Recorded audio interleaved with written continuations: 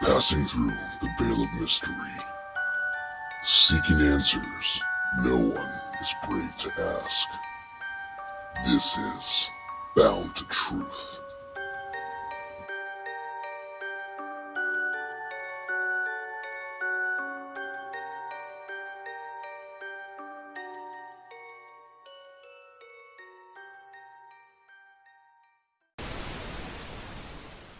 Hey, it's Christopher J. Lopez with Bound to Truth. Today I have a special episode with Gary White and Brandy Bauer and my new co-host, Cody Wright.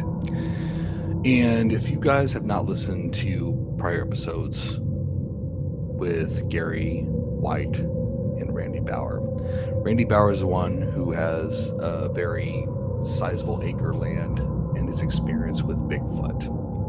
Gary White has his experience with extraterrestrial beings. Now, everybody out there may say, well, what's the connection between you two? Why do you connect them together? Well, there's multiple reasons why. Number one, Gary and Randy just, I feel like, come like cut from the same cloth, just as personality. Very humble, very passionate, all about trying to find answers for the truth and not just like settling for assumptions. And number two, they both talk about beings being interdimensional. And like I said before in prior podcasts, when it comes to Bigfoot, aliens, cryptids, people ask what's the connection? It could be nothing or it could be everything. This will be a two-part series. I really hope you enjoy. Really love to get your thoughts. And definitely hit the subscribe button on YouTube, X, Facebook, Spotify, Buzzsprouts, Apple, Audible on Amazon. And definitely share your thoughts and feelings. And if you want to be a guest on the show, would love to have you on boundtotruth34@gmail.com. Definitely send me your thoughts on that stuff, and would love to hear your theories and so forth. And then also one more reminder, we're going to be having our first live feed Bound to Truth Cabin Talk with John Hershey, Cody Wright, and myself. Hopefully you'll all be on there. Would love to get you guys to really join this awesome platform. And like I said, the more you guys join, the more you guys subscribe, the more you like and just be part of this adventure, the bigger the platform. You know, like I tell people, yes, I'd love to make money from it. Absolutely, because I'm passionate about it. Because it gives me opportunity to do the things to explore on your behalf as well as mine. So, but anyways, yeah, I hope you enjoy this episode. And yeah, until then, see you on the other side.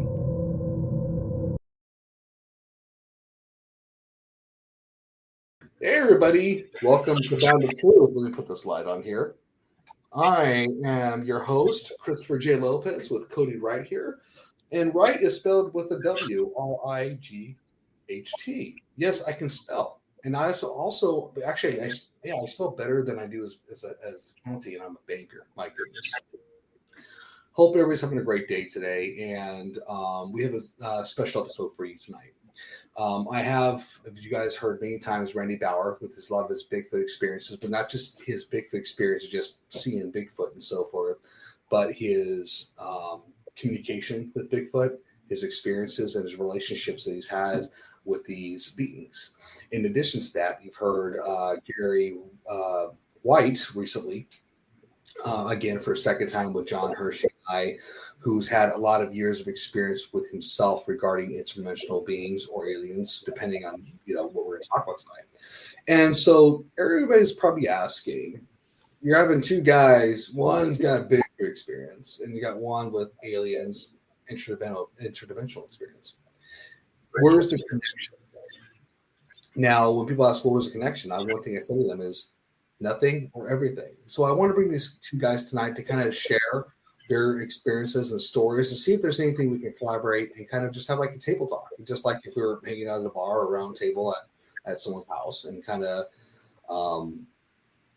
see what comes up of it. little fun experiment. I never seen anybody do that before with people who had their own experiences that are different but yet supernatural because of it not being the complete norm. So yeah, I'm putting on the screen here. Let's do that. Looks like I do it right. There we go. No, there we go. There we go. Again, I'm looking StreamYard here. Hey, Gary, Randy, guys, thank you for being on. You guys have not met, of course, so this ain't planned. Or no, it's planned, but it's not like we had we talked like hours before. We talked a few minutes before. But yeah, so you guys never met before, and want to thank you both for being on tonight. So how you guys doing? Good. Sweet. Good. Gary? Good. Good deal. Good. So I kind of want you both to, I know you both shared your stories before, especially you, Gary, since, you and I talked recently with John and so forth, but I want to kind of get you guys a little bit of feel for each other. So Randy, kind of short history for yourself, and then Gary, you'll go next. Just regards to experience with you, Gary, with Bigfoot, Sasquatch, and Randy, with you, Bigfoot, Sasquatch, and Gary, then you'll be for your history. And let's do some talk about our recent experiences to talk about some theories and then see how we can guide the conversation. So, Randy, you go ahead and go first. Yeah, I'll have to make it short because I could go for 2 days straight here and still not be done because I have an ongoing situation at my place here. Yeah. Been going on for 12 years and I know about. About 12 years ago, I never gave no thought to no Bigfoot, Sasquatch stuff at all. And I didn't believe in it, did not believe in it. I didn't give it a thought. And God, if I tell from the beginning, I got to see how I can shorten it up. Right. Well, I'm not going to go from the beginning. I've seen Sasquatch 12 times close up in the daytime in the flesh and blood state. One time so close, it was like that close to my face. We look at each other. But when I do see them, we look at each other. I'm not scared of them. There's nothing to be scared of. They've been seen 33 times at my place by other people that I've let come here. The reason why I'm getting at the beginning there, I didn't know what they were. And I was doing the cameras and hitting the tree with a stick and all that stuff. Well, they're not hitting a tree with a stick at all. When I started getting lots of interaction with them is when I stopped doing cameras. One time, Doug Hychuk from the History Channel, he had the show Monster Quest. He said, Randy, put a camera up by your gifting area and just say this, hey, can we get a picture of you? And we won't share it. It'll only be for me and for Doug. But then I said, if you don't ever want cameras ever again on this property, you got to give me some kind of sign that I can see. And so I did that. I said that. Next day I go back there. I used to go back in the woods about 5 o'clock to my gifting area that I have now. And when I got back there, the camera was twisted. The batteries are drained dry. They were brand new lithium batteries. When I got the SD card at the house, it was wiped clean. There was nothing on there, not even me. There was white fingerprints all over the camera. And there was a 15-foot Y stick on my camera, laying right on my camera. No picture of them putting it there. And I took that as a sign, and I stopped doing trail cameras. That's when my interaction started increasing. They do things for me. Last year, I went through 300 jars of peanut butter, 30 bags of apples. I don't even count anymore. Now I'm in the woods every day doing my gifting thing, and this is just on the 40 acres by our house. We live in northern Minnesota, and I have little trinkets out there. Little wooden blocks in one little spot by where I put the peanut butter. Some pre-cut red weed eater lines about that long. On another spot, I got some dice, Rubik's Cube, some little sticks. I'll take a picture of that stuff, how I move it. I'll come back the next day, and it's all placed different. It ain't no little animal or raccoon going around bumping it. No, it's actually intricate. Sometimes they take the Rubik's Cube and they twist it, and it's set in cockeyed, balancing. Sometimes they take the dice and put them at 666. When I do my little wooden kids block, the blocks are about that long. Sometimes I'll call it a Jesus cross. I'll put a cross in there. I come back that the cross is destroyed. It's like they hit it with white clean. No, that's not all the time, but sometimes that happens. Okay, I know what the X's mean. I know what the knocking sound is. I know what they are to a point and what they're not. They gift me deer skulls. I got 8-point bucks, 6-point bucks. In Minnesota, they don't go 4x4. They count the whole thing. So it'd be a 6-pointer. They gave me doe skulls. They gave me beaver skulls. I get horse skulls. And they're in perfect condition. Now in Minnesota or anywhere in like February, deer will drop their antlers.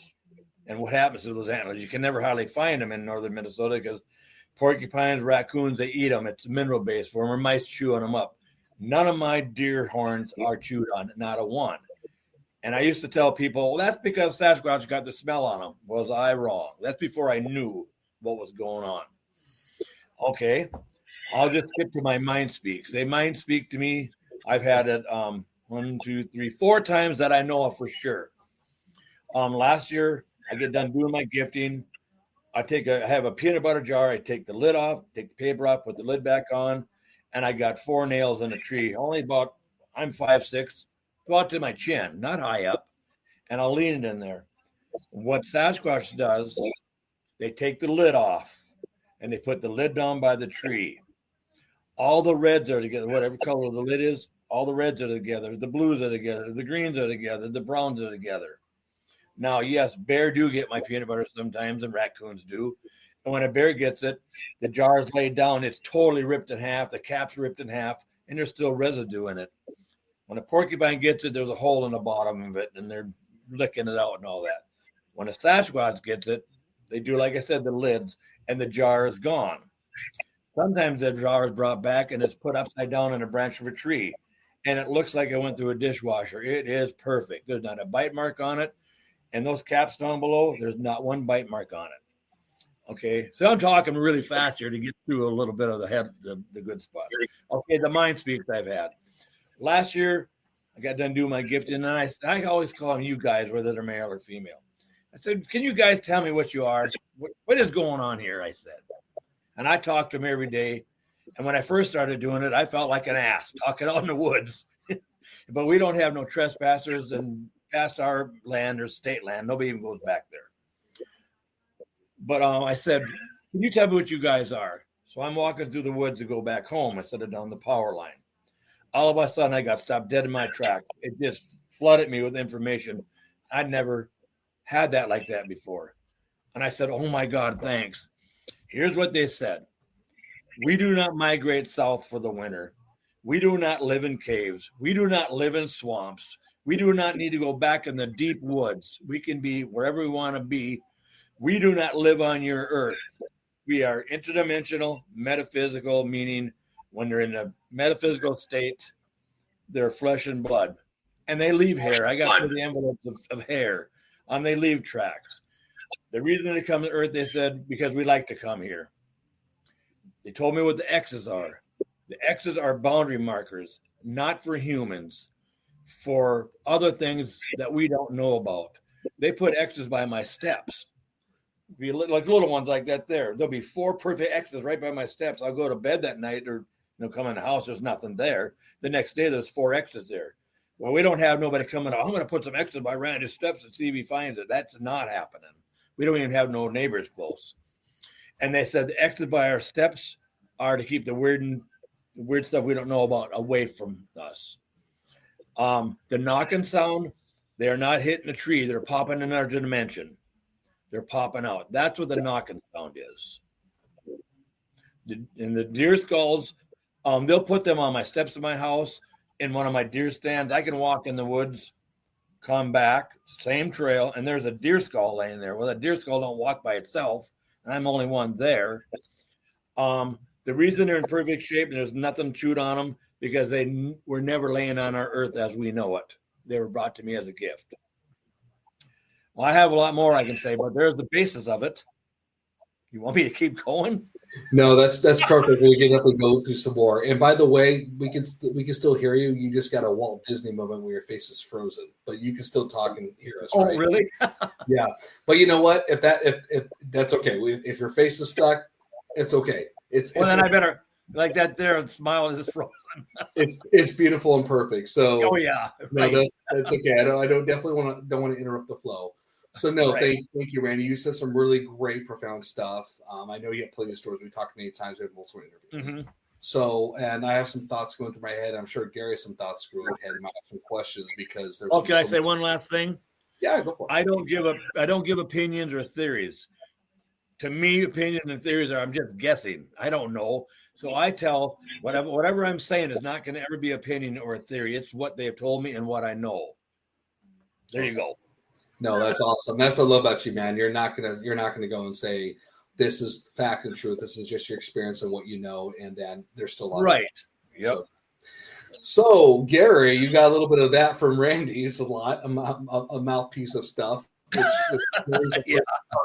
Randy's the first person I heard, not just like, I just see Bigfoot on my land all the time, and I don't know, I just see him all the time. He's got a lot of relationship experience, as well as you, my friend. So why don't you share a little bit about you so Randy gets a bit of that, and then we can start table talking this bad. So go ahead. Mm-hmm.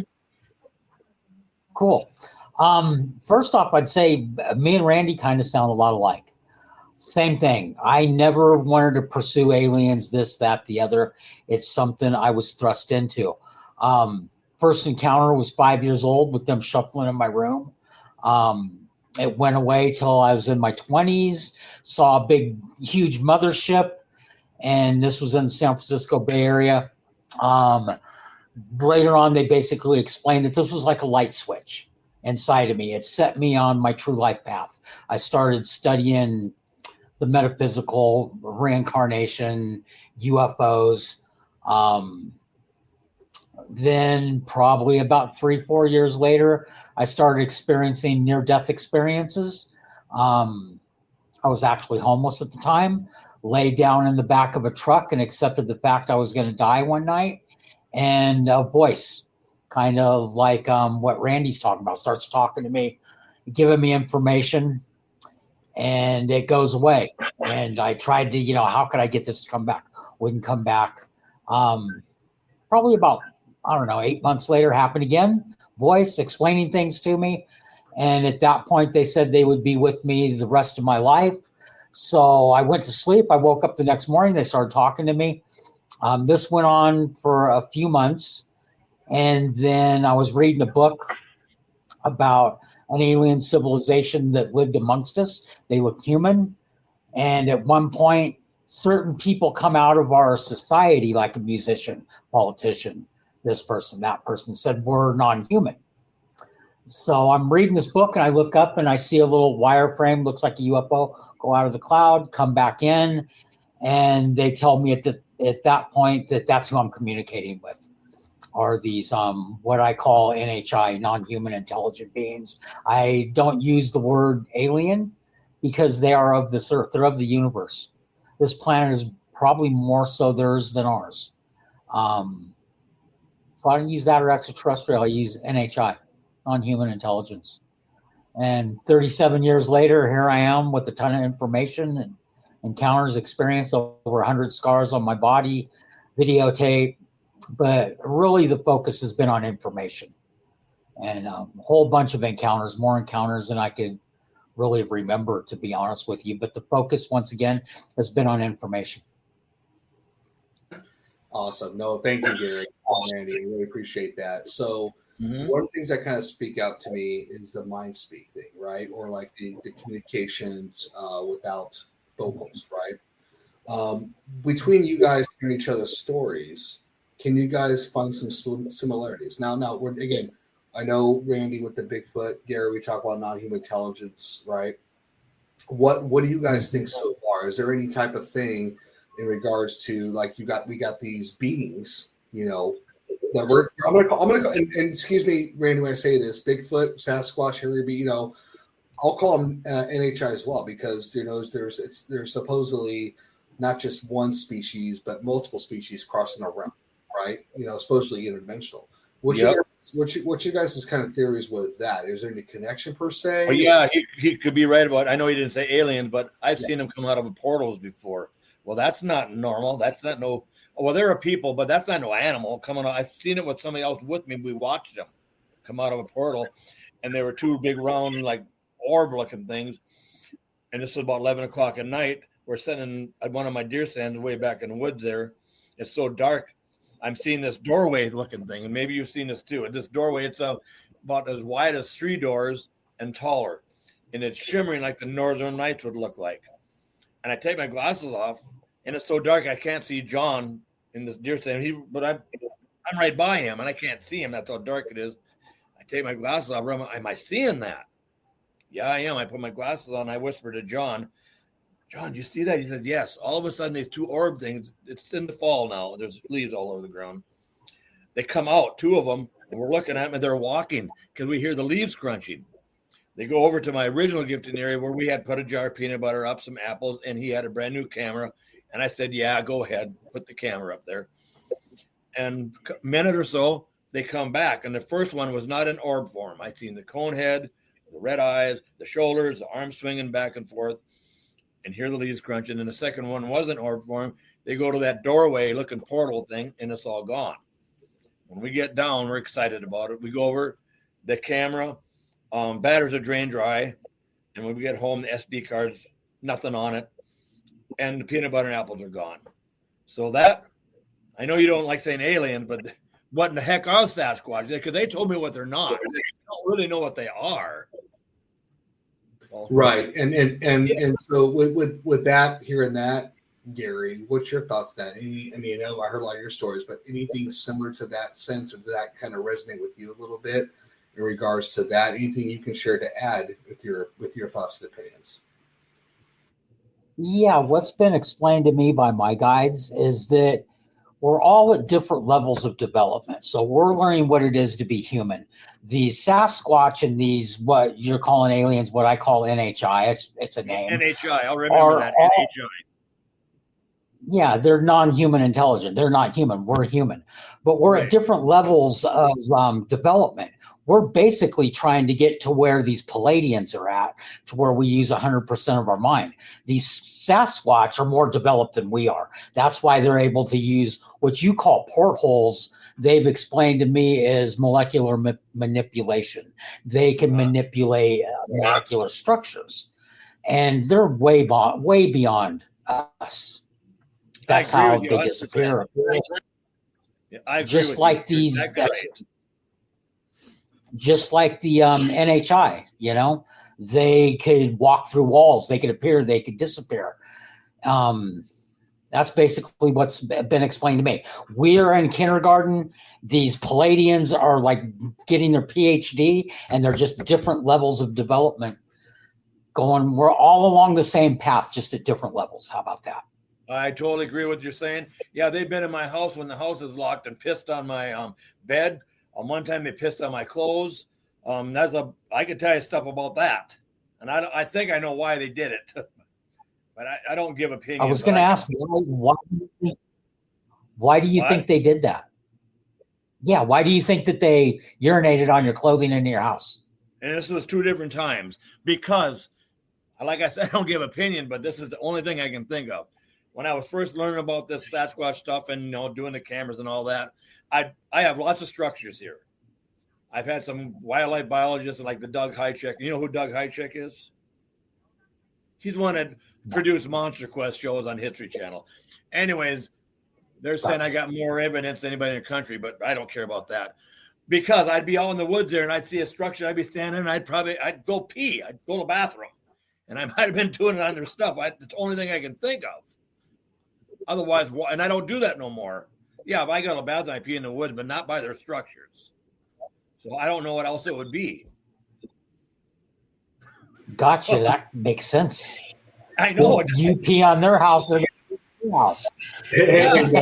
Just to let you know, just to let you know, I have a deck and everything. I know you have a bigger property, Randy. I still take a piss off my deck, dude. So yeah. So I'll just make it really quick. Like, come home at 10 o'clock at night with the kids, 2 grandkids. The house is locked. We were at a rodeo that day with my other granddaughter. My daughter Rachel said, "Can you leave your pickup here, take our big truck and a big trailer, and come back in the morning with 25 bales of hay?" I said, "Yes." I get to the house, the door's locked. I said, "Oh my God, Rachel's got my keys. I only got one house key, which is dumb of me. I can't get in the door. It's locked." I find a pry bar and I jimmy the door open and I get in. I had a new computer I just bought. In fact, the one I'm talking on right now. I go turn the dining room light on and I put the computer down on the dining room table. My hands get wet. I said, "What the hell?" Something came in the house, went in the freezer, got an ice cream bar out, opened it up, It melted right there, and the stick was on the opposite side. It didn't slide down there. Our table is level. Now, if I'm going to eat ice cream bar, I'm not going to eat one at 6 in the morning. And if I am, the 2 kids are going to want one too. I'm not going to do that. So I clean that mess up, and I get the kids to bed. I go in my bedroom, get ready to pull the covers back. What the hell? My hands are wet again. It was pissed all the way down to the box spring. Comforter, blankets, sheets, everything.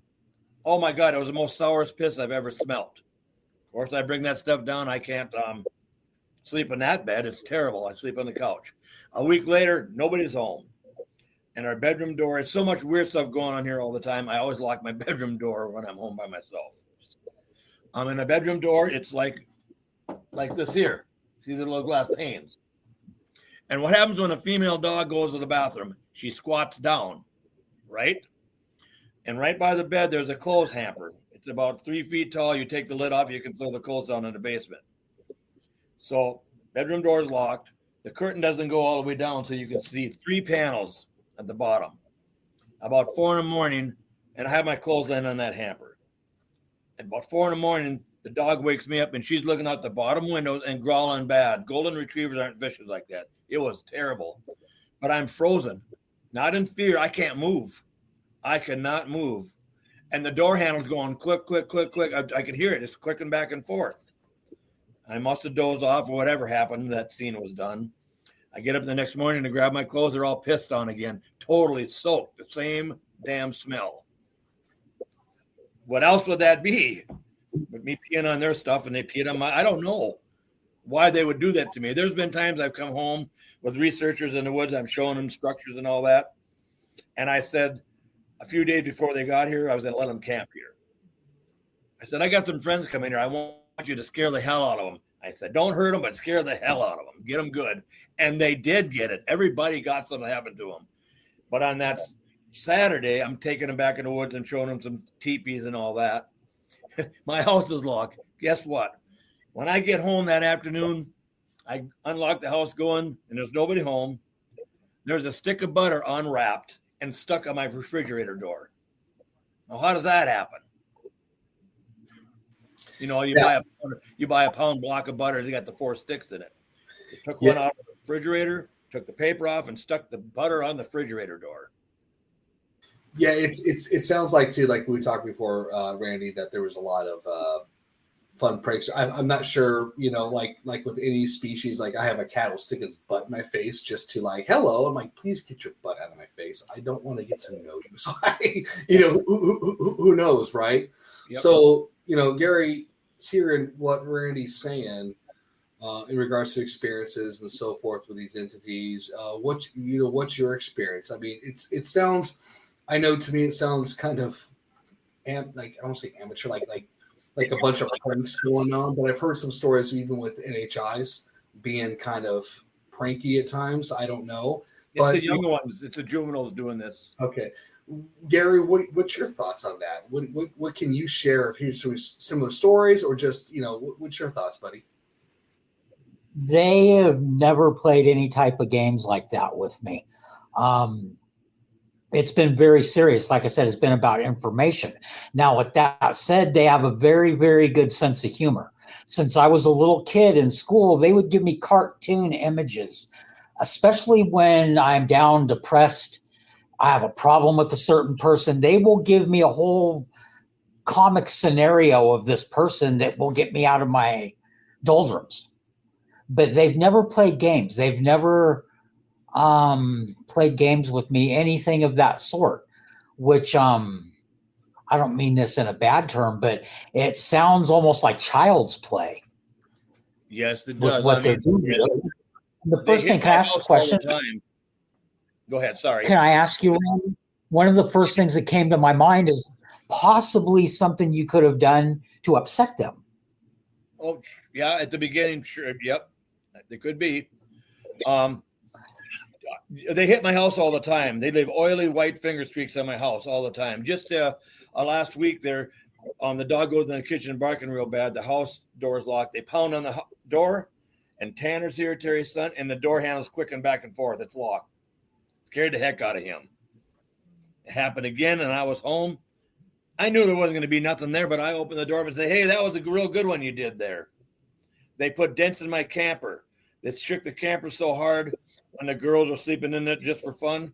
The grandkids, they took it right off the block and it was into the ground. They got knuckle marks all over the back of the camper. They never had no dents in that camper. So I went outside and I said the next day when I seen that happen, I said, okay, you guys, I like what you're doing. Keep coming to the house, have fun, move things around, do what you want to do, but quit hitting the camper. You're putting dents in it and you're scaring the kids. Nothing has happened since then. Not one thing on the camper. I asked them to block a trail. I'll come back the next day. My trail where I can walk down, or it's blocked. Just like they do things for me, little things like that. So here's a question I want to ask. Randy, you mentioned this a bit before we started the show. I know, I kind of joke sort of in a way where you're kind of like, I think David Hijack mentioned this. You're like the Skinwalker Ranch of like. Oh, the North, he says it. Yeah. Right.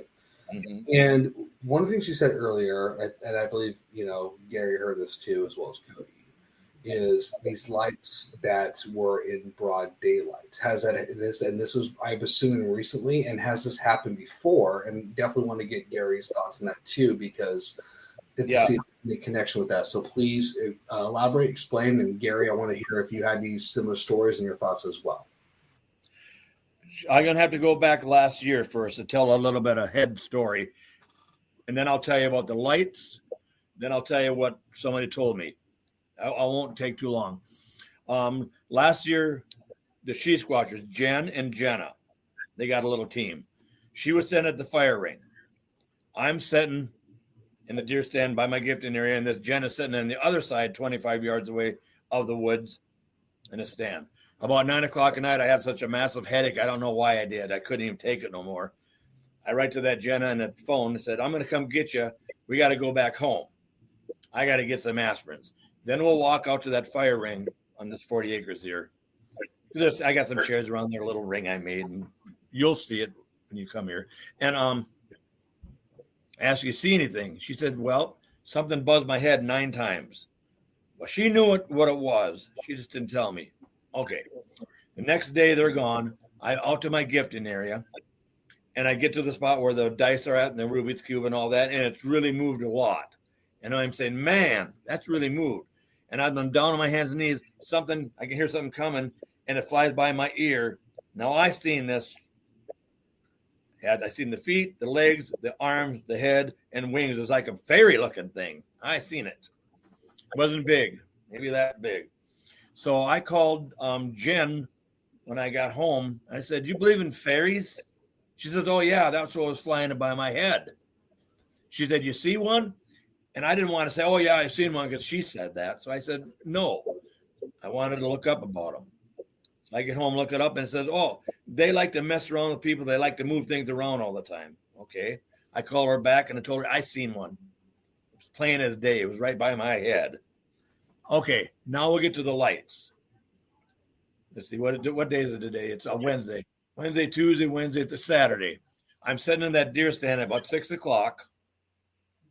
And off to the left, in the woods where not my gifting area, where the Dyson stuff is at, I see this light. It's about like that. And I've seen lots of orbs before. We got a lot of orbs there. I got videos of orbs flying, orbs come out of the ground, going down, going sideways.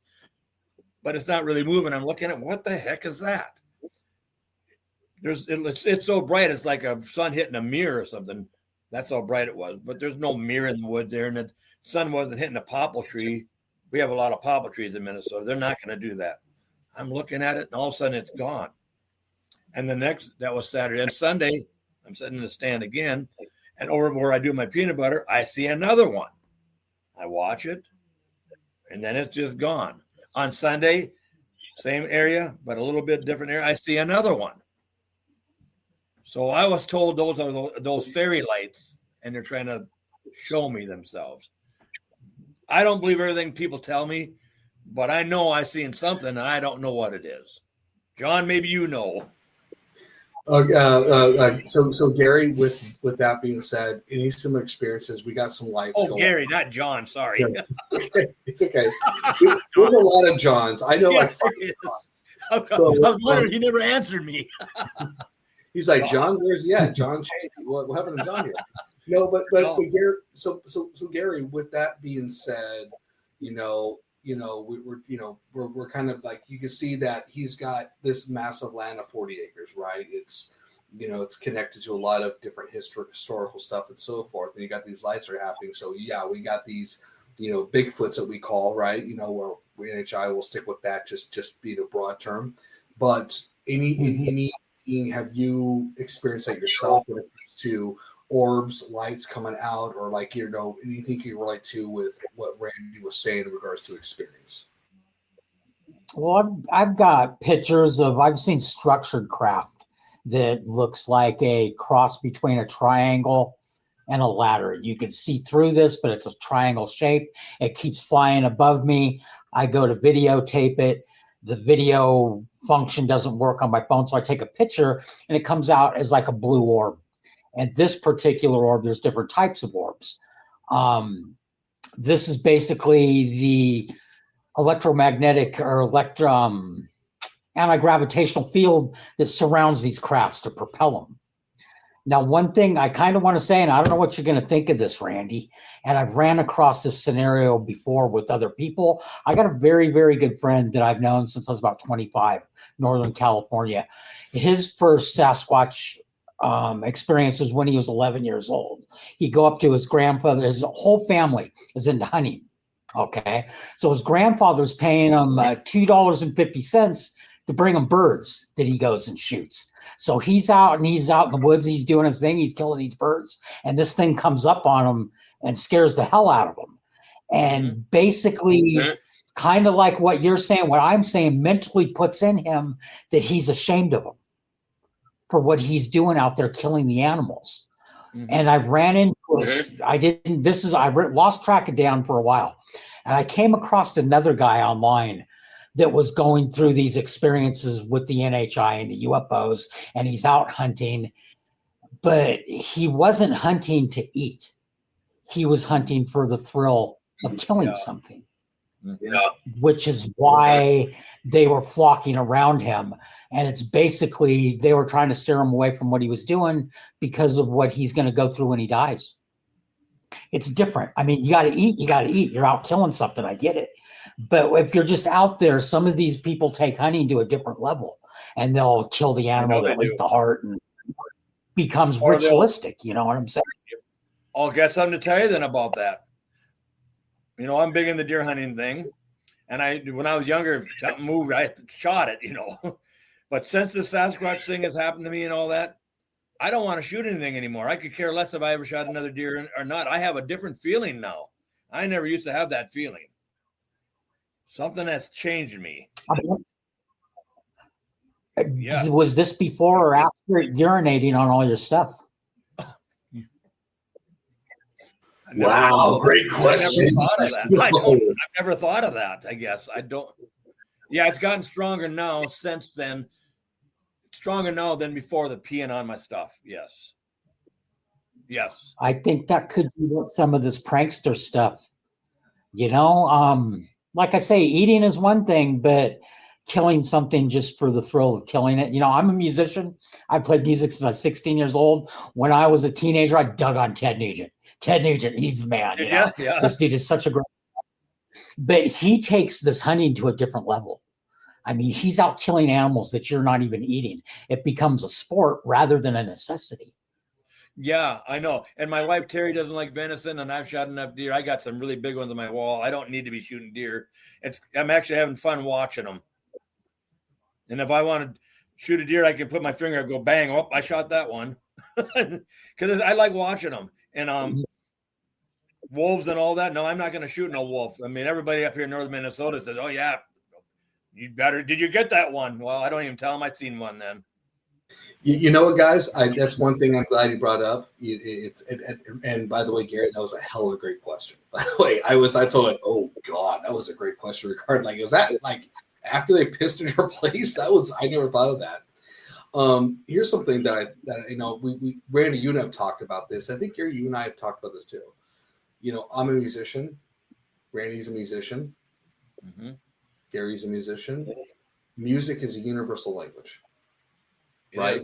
Yep. You can play something where everybody understands. You don't have to have words with it, but they can feel what's going on. Mm-hmm. Do you think there's any connection? You already know what I'm asking, right, Gary? So any connection with a frequency because of sound and frequency. What's your guys' thoughts on that? And Gary, you go first, man, because I know you have a lot to say about that, and you can expand on that as well. So the music connection with these NHI, and I'm going to use myself as an example. What we call abductions, they call a genetic development program. So they help us develop creativity and higher mental development.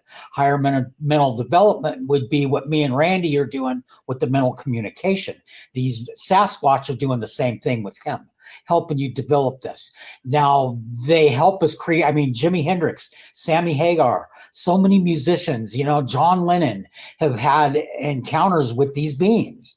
And that's what it is. It's a tit for a tat.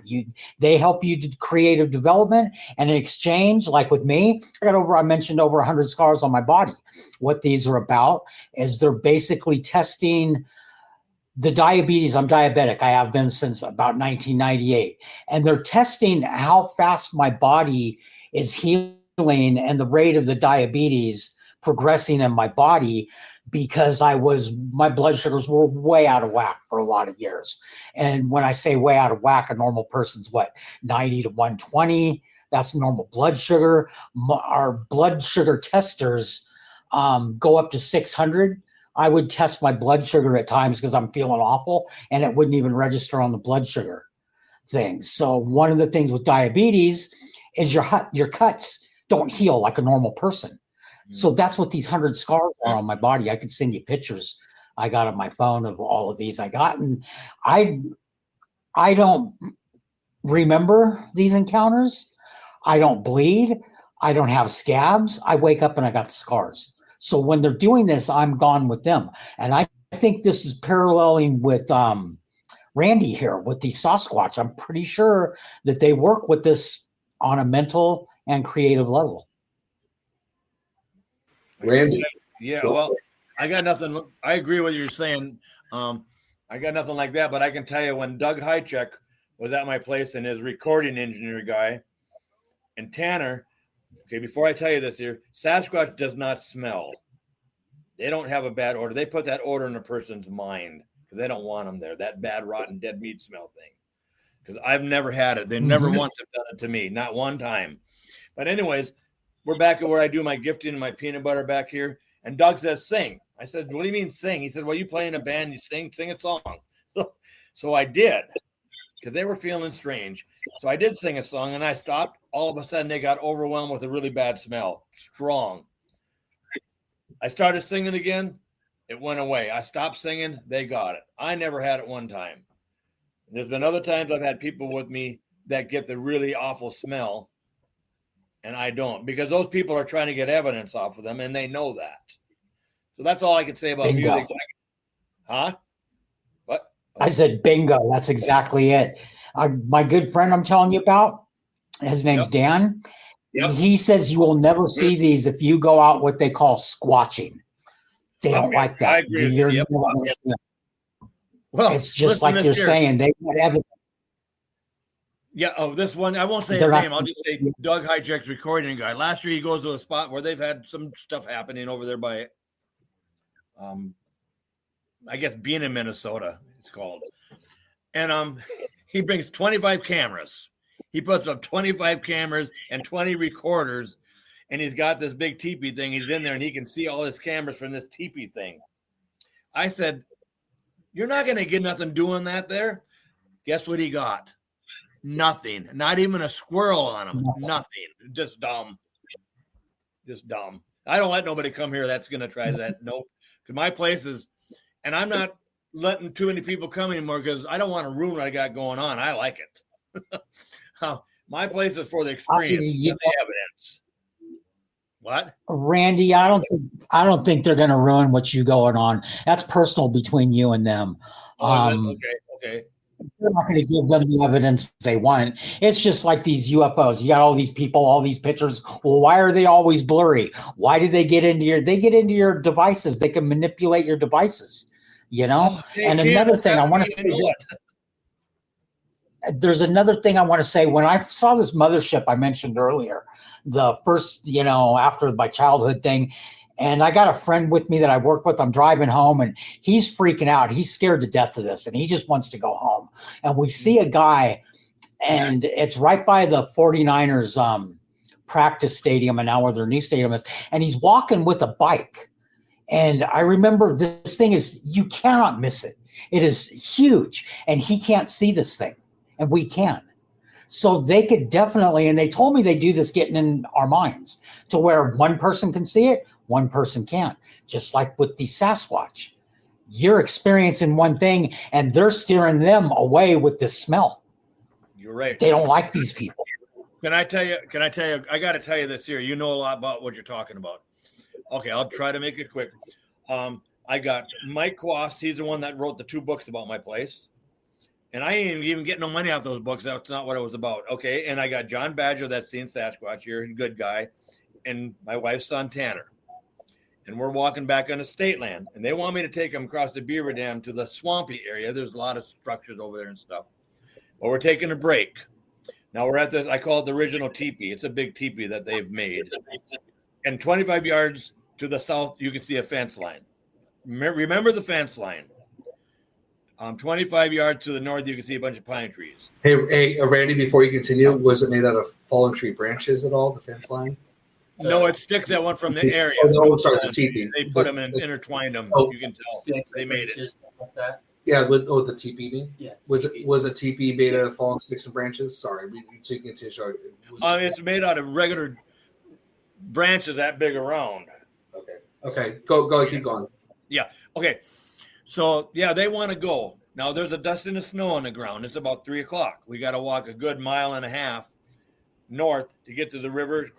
We have to cross the beaver dam. There's no bridge or nothing. We're in the bush.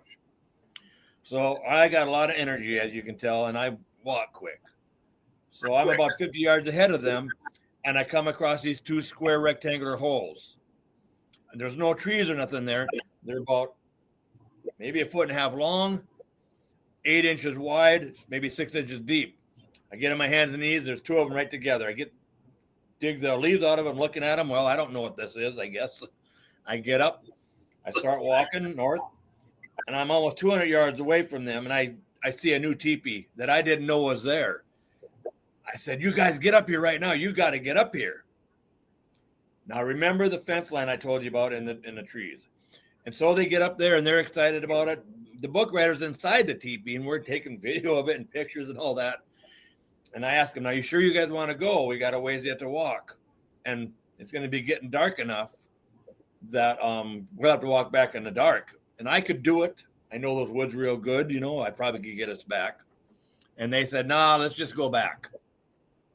So we get home there, about 3 miles of walk, and we get back. They all leave. I'm in the house looking at my video I took. Guess what? We weren't there. We were at that original teepee because I could see the pine trees and the fence line in my video. We weren't there. So the next day I go back there. Our tracks never circled around. They went north just like I said we were doing. Now, what do you think they did to us? All 4 of us. I don't know, but they did something to us.